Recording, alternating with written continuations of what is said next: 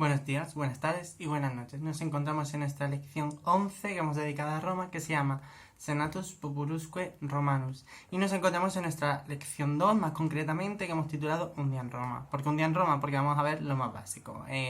Sociedad, economía, cómo se hace en las ciudades, vamos a ver un poco de moda y las letras y las ciencias.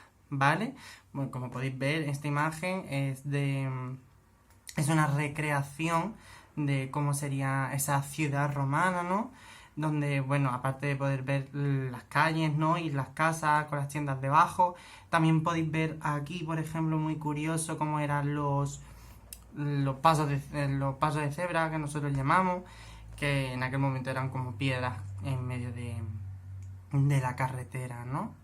Bueno, antes de comenzar hablando de la economía, vamos a hacer una breve introducción, ¿no? Donde obviamente sabemos que la ciudad es el centro de comercio. Entonces, por tanto, Roma, que era el núcleo de todo este gran imperio, ¿no? La capital del mundo, pues sería un foco de monumentalidad, es decir, de grandes monumentos, con su belleza, haciendo alarde de esa riqueza, ¿no? Gracias a todas las mercancías que llegaban de todo el mundo que se conocía por aquel momento, ¿no? Vivían, se estima, en torno a 1 millón de personas, siendo la ciudad más grande del mundo por aquel entonces.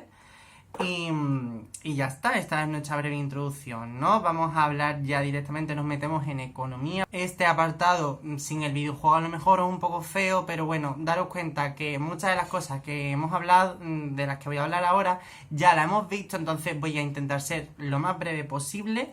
Ya, si sabéis de las anteriores unidades, no debéis de tener problemas con esta economía, ¿no?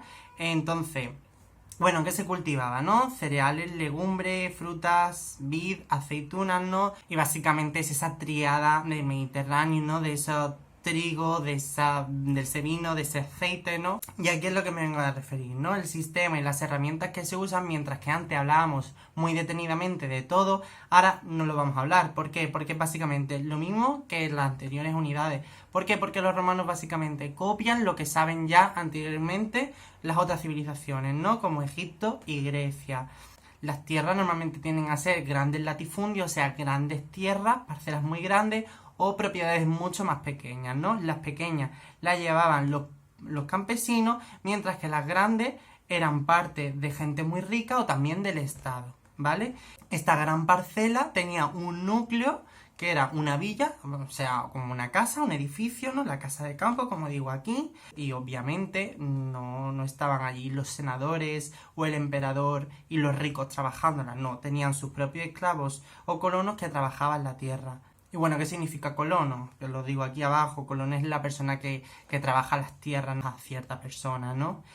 A finales del imperio, como dijimos en la anterior lección, la crisis del siglo III, que es por varias razones, pero una de ellas es porque muchas de las tierras las tienen los ricos y no las están trabajando bien y el pueblo se queja, los campesinos están muy disgustados, ¿no? Entonces no le importa, llegado el momento, de que los bárbaros los conquisten, ¿no? No tienes nada por lo que luchar.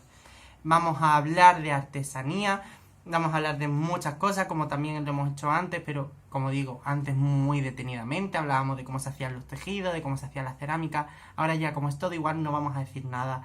Hablamos de armas, obviamente, nos encontramos con la civilización más bélica por excelencia del Mediterráneo, tejidos, obviamente se tenían que vestir, joyas, cerámica, ¿no? Y todo esto pues se hacía obviamente en la ciudad.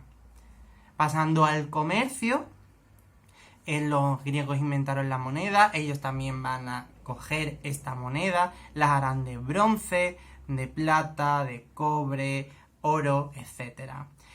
Se van a multiplicar las rutas, ¿no? Tanto marítimas como terrestres, porque Roma va a controlar todo el Mediterráneo, todo lo que gira alrededor del Mediterráneo es parte de Roma, ¿no?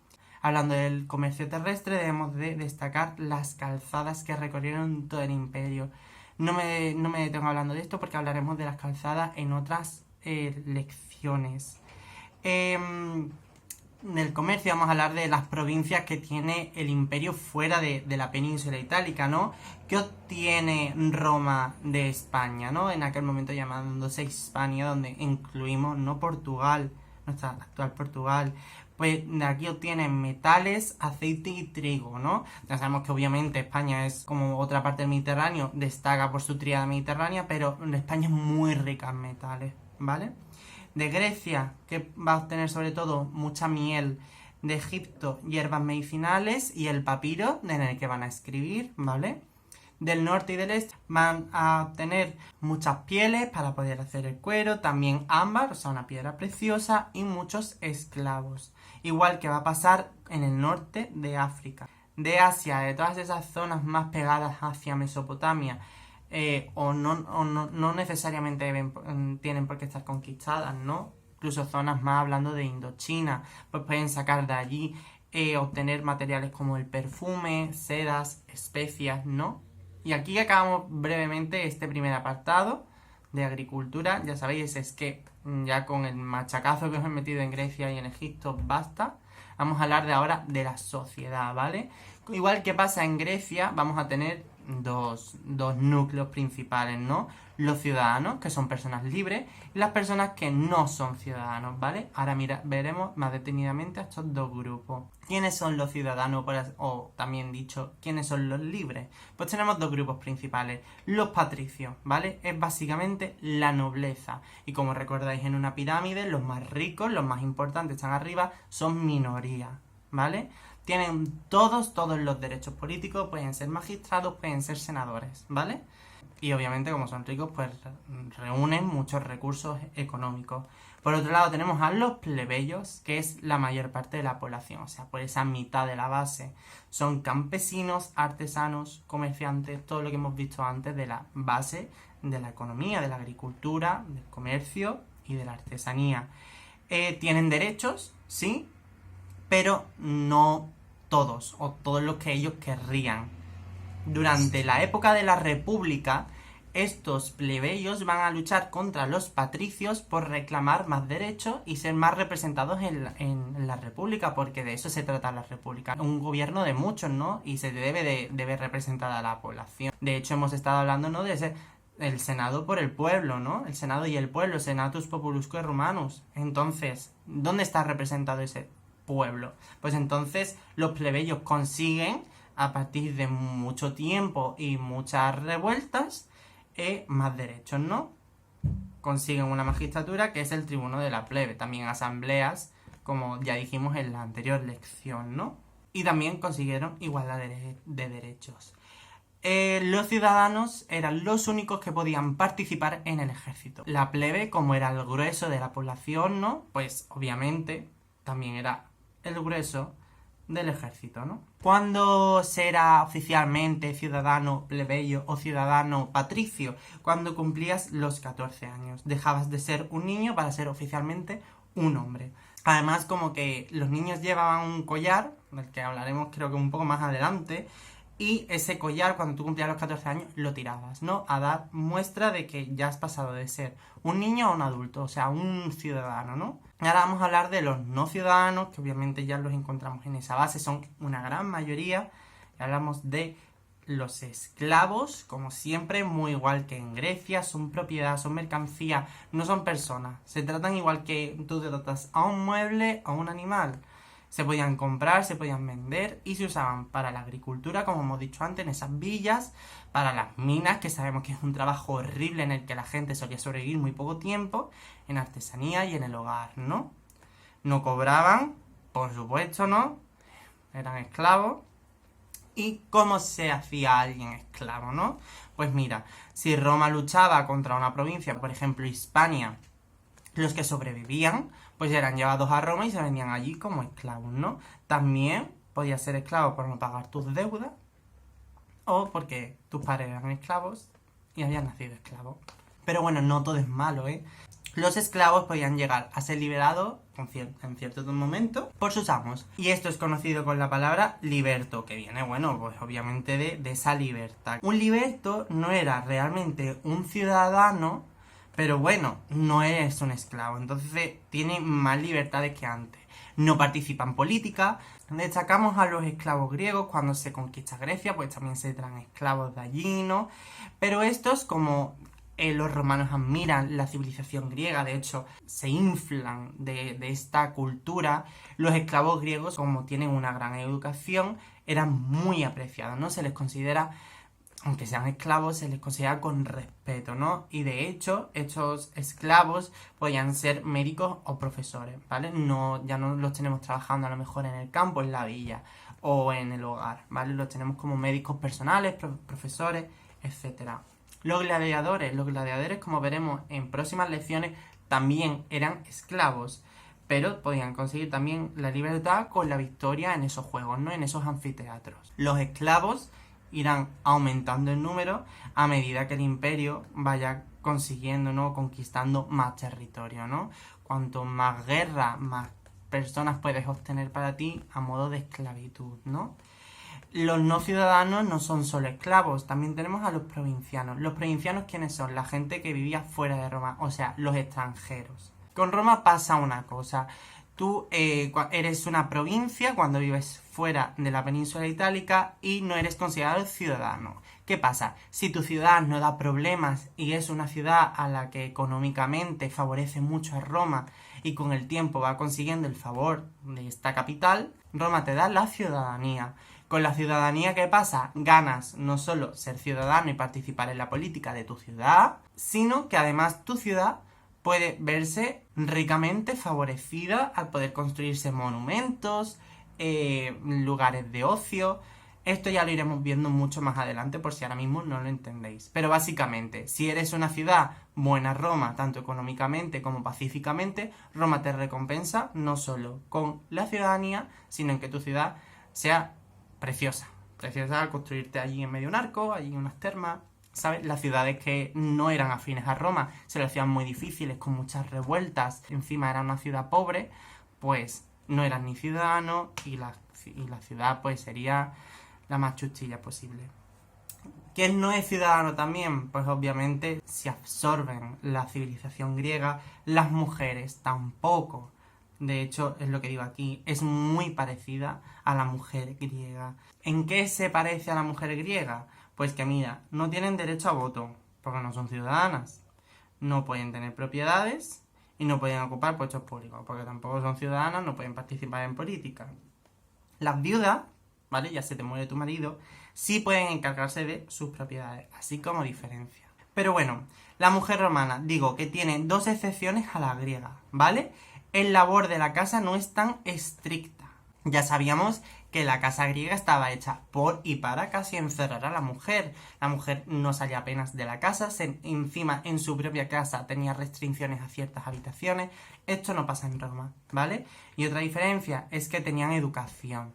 Y bueno, ya aquí digo, obviamente, cuanto más importancia tenga el marido, pues la mujer vivía mejor, ¿no? No es lo mismo ser la mujer de un gran patricio que una mujer plebeya, ¿no? Y bueno, ya no te digo si eres la mujer de un esclavo, que obviamente también serías esclava. Seguimos en sociedad, pero vamos a dejar ya el tema de ciudadanos o no ciudadanos. Vamos a hablar del ejército, o sea, de ciudadanos que participan en el ejército, y es que el ejército es la clave del éxito de que el Imperio Romano sea conocido como el Imperio Romano, ¿no? Sin todas esas conquistas, sin todo ese control del Mediterráneo gracias a conquistar todas esas zonas terrestres, el Imperio Romano no sería lo que conoceríamos hoy en día, ¿no? Como digo aquí, son ciudadanos y podían portar sus propias armas. Eso sería al principio, porque a medida que aumenten las fronteras, el ejército se haría permanente y entonces, a medida que tienes más dinero y obtienes más metales preciosos de provincias extranjeras, pues puedes crear tus propias armas. ¿Qué pasa? Cuando conquistas las zonas del exterior, o sea, por ejemplo, Grecia, Egipto,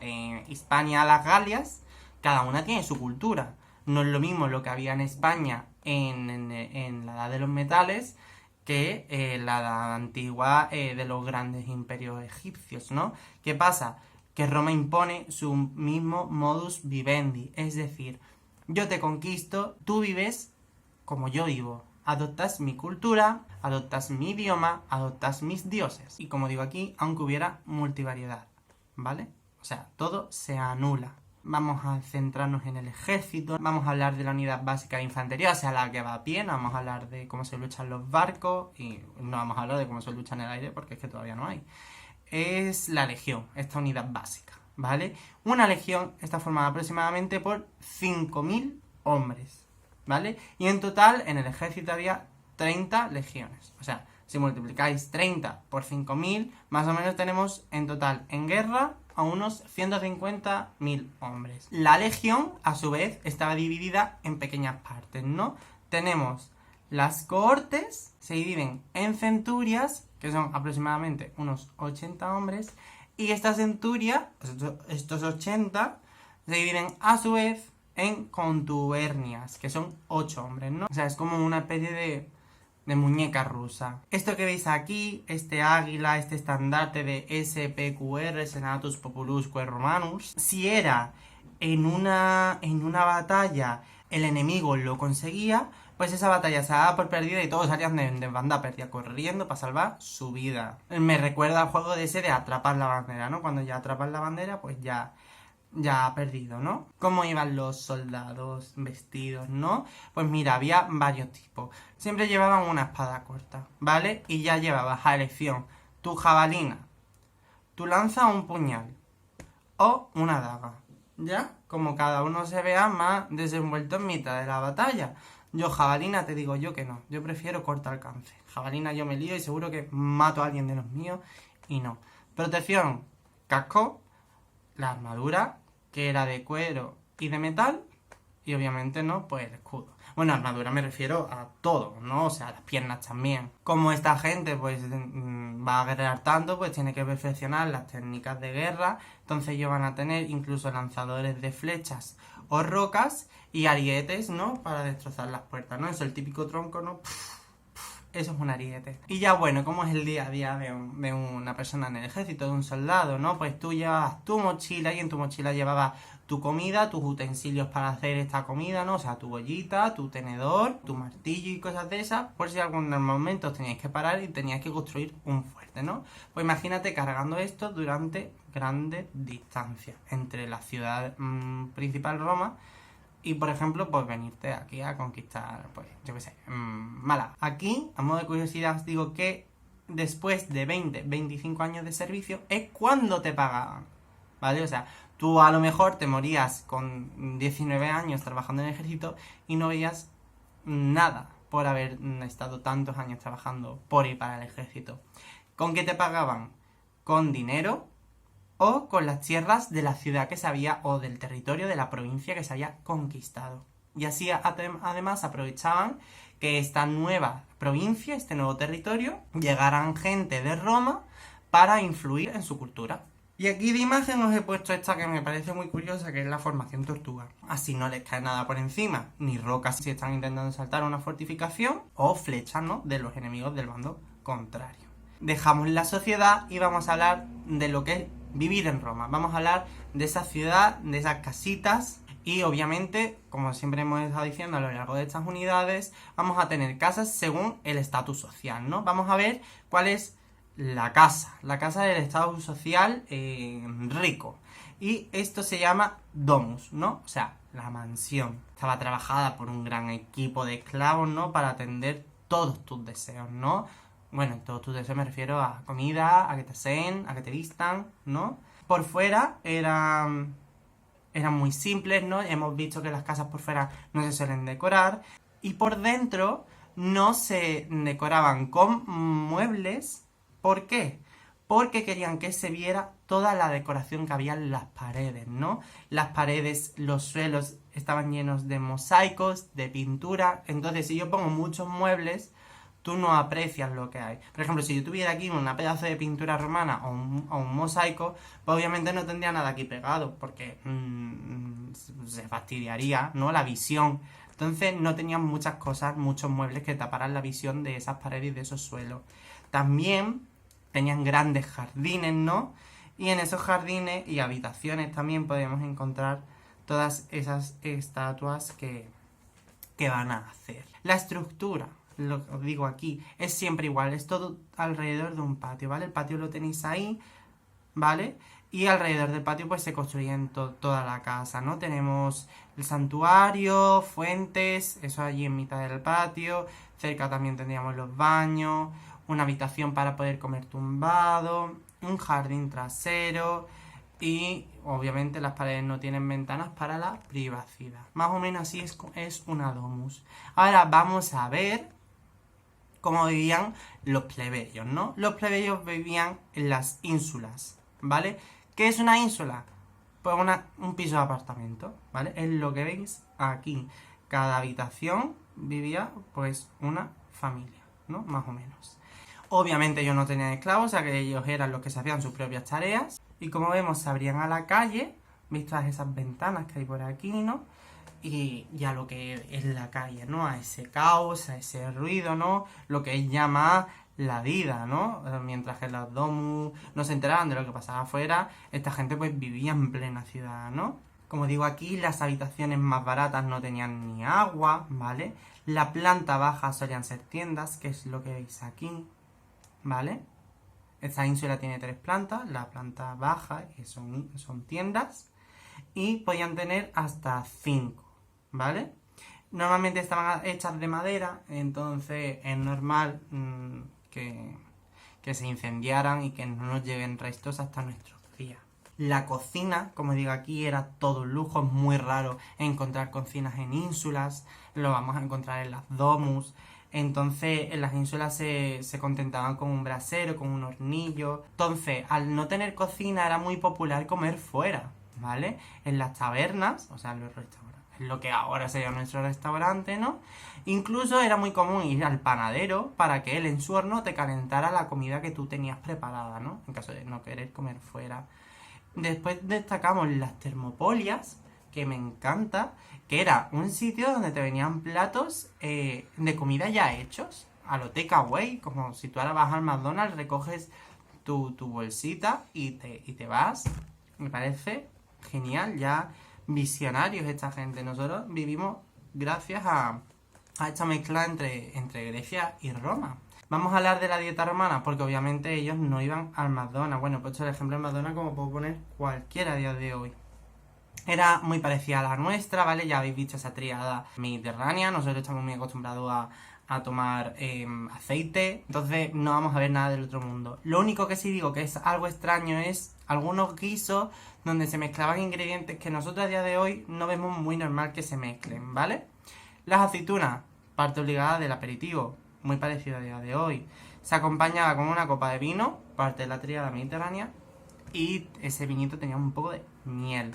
Lo más humilde que comían, el trigo, otra parte de la tríada mediterránea, gachas, las gachas hemos visto que son muy típicas, un poquito de verdura. ¿Y esto por qué? Porque la carne era muy cara y solo para los patricios. Normalmente solo hacían una comida, que es la cena, ¿no? Es la comida principal, ¿vale? Pero no se hacía por la noche a las 9-10 como lo hacemos nosotros, ¿no? Sino que se hacía por la tarde a las 7. ¿Y por qué se hacía a esta hora? Porque duraba muchas horas. Porque normalmente cuando se juntaba gente para hacer grandes banquetes, pues se tardaba bastante, ¿no? Una cena tenía normalmente 3 platos. Bueno, yo claro, hablando en el caso de los patricios, de los plebeyos, obviamente no.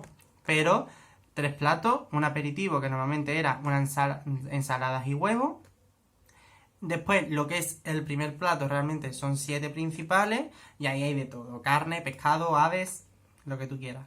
Y finalmente, un segundo plato donde ya hay algo más light, ¿no? Más suave. Frutas, las nueces, pasteles de miel, vaya, lo que es nuestro postre. ¿Y cómo comían? Pues normalmente se ponía 3 sofás alrededor de una mesa, ¿vale? Más o menos como he intentado dibujar, que no se ve del todo bien, ¿vale? Y en cada sofá a su vez se tumbaban 3 personas, ¿no? Como podéis ver, 3 y 3, ¿vale? Y bueno, a su alrededor, ¿no? Tanto por aquí, por este acceso, tanto como por los lados, pues iban discurriendo los esclavos y le iban dando pues sus aperitivillos. Aquí, a modo de curiosidad, como os digo, los ricos podían comer carne, podían comer aves entonces, destacamos grullas, cotorras, flamenco y pavos reales. ¿Y qué hacían con las plumas de estas aves? Pues las aprovechaban. ¿Para qué? Para hacer abanicos y que, obviamente, los esclavos abanicaban. No se iban a abanicar ellos, por favor. Bueno, ¿y cómo es la ciudad en sí? La ciudad es muy animada, ¿vale? Imaginaros lugares muy concurridos, bulliciosos, ruidosos. Tenemos tiendas de todo tipo, tenemos músicos y vendedores ambulantes en mitad de las calles, ¿vale? Y obviamente las ciudades son sucias, tú toda la porquería de tu casa la echas afuera por la ventana, no hay muchos sistemas de drenaje adecuados, ¿no? Entonces, pues imaginaros cómo eran las calles. La ciudad se forma como si fuera una cuadrícula, ¿no? Como si fuera una hoja cuadriculada, ¿no? Como estáis viendo aquí perfectamente, ¿no? Todas calles paralelas unas de otras, ¿vale? Esto es más o menos una cuadrícula, si pinto más o menos bien, ¿vale? ¿Y esto a qué se debe? Porque los campamentos militares se construían así. Entonces, pues, usaron básicamente para construir las ciudades lo que ellos ya sabían, como para construir los campamentos militares. ¿Tiene dos calles principales una ciudad romana? El Cardo, que es la que cruza de norte a sur el eje, y el Decumano, que es el que va de este a oeste. Mirad, aquí tengo una imagen en la que os enseño, ¿no?, cómo es un campamento, ¿vale? En el que tenéis el Cardo, tenéis el Decumano, ¿vale? Igual copiado de un campamento. Y en medio del campamento donde se cruza este Cardo y este Decumano estaría el foro, ¿vale? Que es lo que veis ahí. El foro es la plaza con los edificios importantes, ¿vale? Lo que sería la Agora griega, por ejemplo. En algunas ciudades esto se ve bastante bien, ¿no? Por ejemplo, aquí tenéis Baelo Claudia, ¿vale? Una ciudad que se encuentra en Cádiz, enfrente de las playas de Bolonia, donde podéis ver perfectamente el Cardo y el Decumano, ¿vale? Y en medio, por esta zona estaría, pues, el foro de la ciudad. Hablamos de la enseñanza, ¿vale? Del colegio. Era muy básica. Aprendías lo básico, que es leer, escribir y un poco de matemáticas, en concreto aritmética, porque los estudios importantes, o sea, lo que se hacía después de aprenderte lo básico, iba a personas, a hombres, para que estaban destinados a tener cargos muy importantes, ¿no? O sea, los patricios, ¿no?, que sabían sus padres que iban a acabar siendo magistrados o parte del Senado. Entonces diferenciamos de una educación primaria, que es esta básica de leer, escribir y de aritmética, y luego una educación secundaria solo enfocada, ¿no?, pues para estos grandes señores ricos. Las mujeres, como dije, iban al colegio, sí, pero recibían esta educación en casa y normalmente, ¿no?, pues era esta educación primaria. Y ya para finalizar este apartado del día a día de Roma, vamos a hablar de la moda. Me encanta hablar de la moda para que os podáis imaginar bien cómo eran los personajes, ¿no? Para que os los imaginéis correctamente. La moda romana la sabemos por las pinturas, por esos mosaicos, ¿no? Normalmente usaban lana o lino, y si obviamente tenías un buen puesto social, pues incluso podías obtener del comercio, ¿no?, de esas grandes caravanas que venían de Indochina, pues algodón, seda china o seda de la India. La prenda más común, una túnica que es una sola pieza muy alargada y sujetada por un cinto en la cintura, que obviamente pues no me estáis viendo.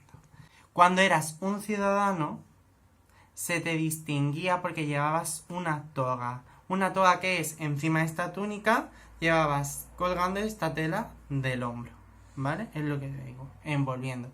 Normalmente suelen ser blancas, pero si eras un senador, esta túnica blanca tenía los bordes de color morado. Mira, aquí tenéis esos bordes morados de la toga. Obviamente, igual que hemos hablado en Grecia, igual que hemos hablado en Egipto, la gente llevaba joyas, sí, pero los ricos lo llevaban de piedras preciosas, mientras que los pobres, pues sí, eso lo llevaban de unos materiales más pobres, en este caso de bronce o de cristal. En las partes del imperio donde hacía frío, porque obviamente como el imperio es tan grande, ¿no? Por ejemplo, en Gran Bretaña hacía frío, ¿no? Pues llevaban pantalones, botas de cuero forradas o más capas de ropa, ¿no? Los niños chicos, decía antes de los 14 años, llevaban en el cuello la bulla, que es lo que os he dicho antes, ¿no? Ese amuleto que a los 14 años desechaban. Es esto que veis aquí, ¿vale? Este amuleto, podéis ver todas las imágenes, más o menos lo mismo. Las mujeres normalmente llevaban una túnica, pero un poco más larga. Ya no se llamaba túnica, se llamaba estola, ¿vale? Que servía básicamente para taparle los tobillos, porque ver los tobillos es, por favor, una deshonra para la mujer. Podían llevar velo, como estas dos mujeres que veis aquí, ¿vale? Eso se llama palla. Y aparte de proteger del sol, es un símbolo como piadoso, ¿no? De que esa mujer es pura, etcétera, etcétera. Obviamente las mujeres solían llevar más joyas, ¿no? Más decorados, ¿no? Como las diademas, ¿no? Y las mujeres ricas, colores más vivos, ¿no? Como por ejemplo, pues estas que estáis viendo, ¿no? De la moda romana a lo mejor se nos vienen dos cosas rápidas a la cabeza, ¿no? Creo, una es la fíbula, que es básicamente un imperdible y que aparte sirve para decorar. Esto es lo que os vengo a señalar aquí. La fíbula lo que hace es sujetar la toga en la túnica. Y después también las sandalias de cuero, que son así para ser frescas, ¿no? Porque normalmente en el Imperio Romano, mientras claro que no estés en el norte, pero toda la zona de España, en la mitad sur de España, ¿no? Toda esa zona del norte de África, del Levante, Grecia, Roma, pues es una zona bastante calurosa, entonces pues servía para refrescar, ¿no? Hablamos del maquillaje, primaba un cutis blanco, ¿no? Un símbolo, el moreno es un símbolo de trabajar en el campo, ¿no? De estar siempre marcado, ¿no? Por el sol, entonces no era del todo bueno. Se coloreaban las mejillas y los labios en colores rojos y alrededor de las cejas y los ojos se aplicaba ceniza o también azafrán, ¿vale? El peinado dependía de la moda del momento, ¿vale? Daros cuenta que pasan 3000 años y todavía no se van a peinar siempre igual. Los hombres de la República, barba, ¿vale? Mientras que las mujeres tenían el pelo recogido en un moño. Pero en el Imperio los hombres se quitan la barba y las mujeres no llevan el pelo recogido, sino llevan trenzas y el pelo muy rizado. Y ya finalmente acabamos esta lección con el último apartado de letras y ciencias, que siempre suelo poner. En letras, ¿vale? Tenemos que hablar, obviamente, de la mayor aportación que ha hecho Roma al mundo occidental, ¿no? A gran parte de Europa, y es la difusión del latín, ¿no? La madre lengua, como digo aquí, de muchas de nuestras lenguas, ¿no? Del español, del francés, ¿no? Del italiano, obviamente. Pero bueno, vamos a hablar también de otras cosas, ¿no? Vamos a hablar de filosofía. Destacamos a Séneca, un hombre cordobés, y a Cicerón. En literatura tenemos dos grandes ramas, la poesía, donde destacamos a Virgilio y su obra La Eneida, donde ensalza la grandeza de Roma, y aparte de la poesía tenemos el teatro. El teatro normalmente siempre era igual que el griego, o sea, se hacían las mismas obras que en Grecia, hasta que, bueno, llegaron Plauto y Terencio, e influidos por este teatro griego, empezaron a hacer sus propias obras ya romanas, ¿no? Historia. De historia destacamos a Julio César, Tácito, Plutarco, historiadores, pero por ejemplo Julio César es que al escribir en su diario sus campañas militares nos sirve para ver cómo él iba avanzando y cuáles eran sus tácticas de guerra, ¿no? Es una delicia. Entonces no solo nos hacen ver la historia del momento, sino cómo se batallaban en una guerra, ¿no? O la mentalidad del propio intento de emperador, ¿no? Por así decirlo. Destacamos a Tito Livio, ¿vale? Como el gran historiador del momento, escribe desde la fundación de Roma y básicamente nos habla en casi toda la historia de esta civilización romana. Finalizamos con el derecho, súper importante aportación al mundo, por así decirlo, entero, porque el derecho actual es una evolución de este derecho, ¿vale? Es uno de los cuerpos legislativos más importantes de toda la historia. Lo desarrollaron en la Edad Media, se extendió, ¿vale? Daros cuenta que en la Edad Media también seguimos teniendo el Imperio Bizantino y en el occidental, aunque haya caído, ha habido mucha absorción de esta cultura. Llegan los bárbaros, pero sigue estando esa absorción, entonces a lo mejor se acostumbran a estas tradiciones, ¿no? Como por ejemplo el derecho. Y eso es lo que sirve que a día de hoy pues no solo esté plasmada, sino que haya llegado a nuestro día a día, ¿no? Dejando las letras, vamos a hablar brevemente de la ciencia, y de la ciencia solo hablo de dos pequeñas cosas. De la medicina, Claudio Galeno, que de hecho era un médico griego, ¿no? Que fue llevado a Roma y escribió numerosas obras. Estas también son muy importantes porque fueron conservadas por los árabes, entonces es la base de la medicina de la Edad Media, ¿no? De la siguiente etapa histórica. Y bueno, el calendario ya lo visteis, ¿no? El calendario es prácticamente igual, lo único que falta es que enero y febrero sean los dos primeros meses, que eso ya hablaremos en la siguiente unidad del porqué. Pero ya no solo los nombres de los meses, sino por ejemplo el nombre de la semana, ¿vale? Miércoles viene de Marte, jueves de Júpiter y sábado de Saturno, ¿vale? Que era lo que me faltaba por decir de la anterior lección. Así que bueno, con esto ya hemos acabado esta segunda lección. Nos vemos en la siguiente, que hemos dedicado al ocio romano, ¿no? A los chulos. Así que nada, nos vemos en la siguiente lección. Espero no haber sido muy aburrido y muy pesado. Ya sabéis, para cualquier duda me tenéis aquí. Y nada, nos vemos. Adiós.